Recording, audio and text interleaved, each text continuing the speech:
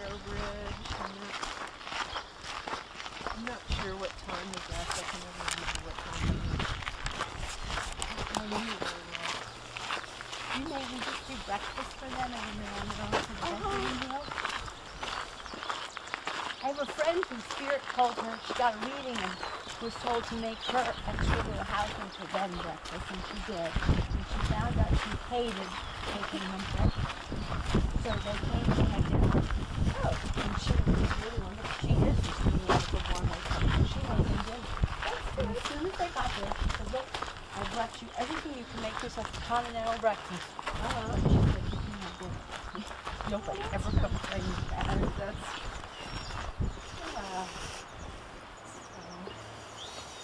The Trowbridge Suite.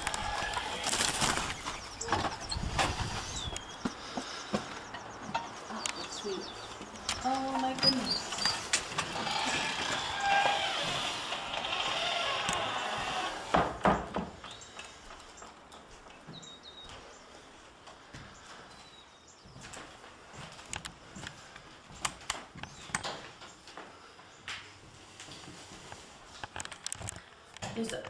I'm picking up conflicting because the land is saying one thing and the house is saying something else. So maybe this house is younger.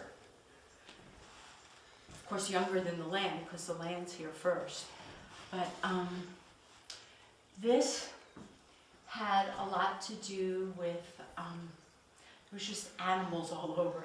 I hear somebody saying there was just animals all over, like real wild animals, like mountain lions and cougars and things like that that walk this ground.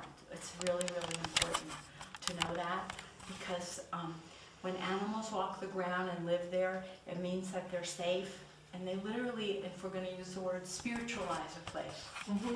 They give it a lot of spirit, a lot of whatever was intended for it to happen here.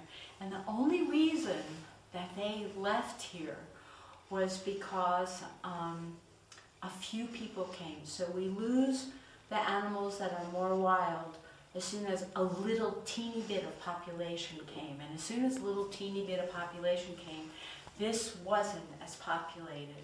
But it had a lot of animals that ran. I mean, tons of animals that ran here, just tons. And so sometimes because of that, the smaller wild game won't live as abundantly here. So when people came and they were ready to live here and move here, there wasn't as abundant wild game like squirrels and possums and things like that that they may have used to strengthen their larder. They didn't have a lot of that and they couldn't figure that out, but that came back once they lived here for a while. But this house feels like it saw conflict and also great peace. But conflict, like early on conflict, just a lot of conflict here between people who wanted to live on the property, who didn't live on the property, who did live on the property. Like, I just feel like there were arguments they had arguments right here in front of this fireplace, where people were standing here and they were going and yelling and pointing fingers at each other. And it was men, and there's a big tall guy, and then there's a shorter fellow who's a little stockier, even stockier than me. He's wider than me. See, he must have got all that weight I just lost. And there's a stocky fellow and a big tall fellow, and they're like yelling at each other and standing here pointing a finger at each other. And they have the discourteousness, and I'm not using this word loosely, of keeping their hats on in the house, which is not usually a thing that men who are on a really nice social call would do with each other. But they're yelling at each other and they're saying that, well, your animals got loose, your this got loose, your men did this, your kid did that. They're like neighbors who are having like this huge argument with each other over the fact that animals did something. And nothing is fenced in this time frame. This feels like the early 1800s. And the land is just coming back with small animals now. because the larger animals left. Now there was even an Indian tribe that used to come down from the mountains way, I mean, they really made a trek. They came down from Flagstaff and above and used to winter. Oh, this is the same tribe. Oh, I gotcha.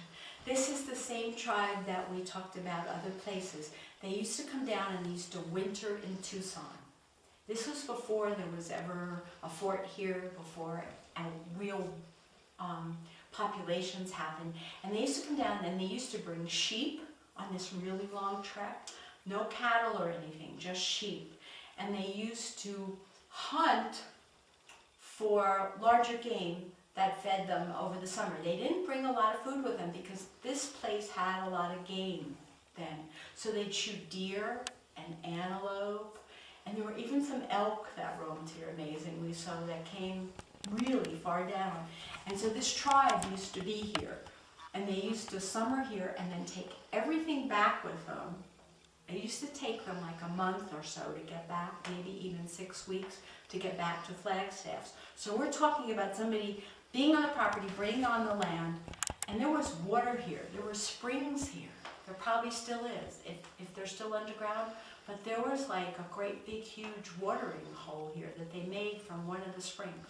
There was like a little small, one you call a pond, and one I would call a lake. And they used to camp around the lake. And they left the pond for the privacy of like bathing and things like that. Now, here are these two guys yelling and screaming at each other, early to mid 1800s. And it's difficult because I'm picking up from the ground as well as from the house. So whether they're just standing on the ground, because this house isn't there then, they're yelling and screaming at each other. And then all of a sudden, after yelling and screaming at each other, which is a modern day thing that we learned, they stopped yelling and screaming at each other and started laughing and hugged each other. So probably we're not inside it, but they were just somewhere, like right around here, yelling and screaming about their neighbors, their kids, their things, and whatever. And one of the things that goes on early on is they don't have a lot of socialization with each other. There's not a lot of people for them to talk to, so having a fight's a great way to get all the energies that they need to rolling, besides working hard. And so this was something that these two fellows did a lot. And this one shorter fellow is very, very fair skin, has like red hair, looks like he's an Irishman, probably from Ireland. And I hear the name like Bob or Robert about him. And this fellow that's standing over, I will turn around, Donnie. So this fellow that's standing over here is who's so big. I hear the name of Locke, and I feel like it's his last name. L-O-C-K-E, Locke, William or Bill Locke, L-O-C-K-E. And he's also, but he's an Englishman. You know, and the English and Irish never got along while they live on their own shores. So give them a good chance to have a good fight here, and they'll do that. But this Mr. Locke, or how he spells his name with the E, had come here and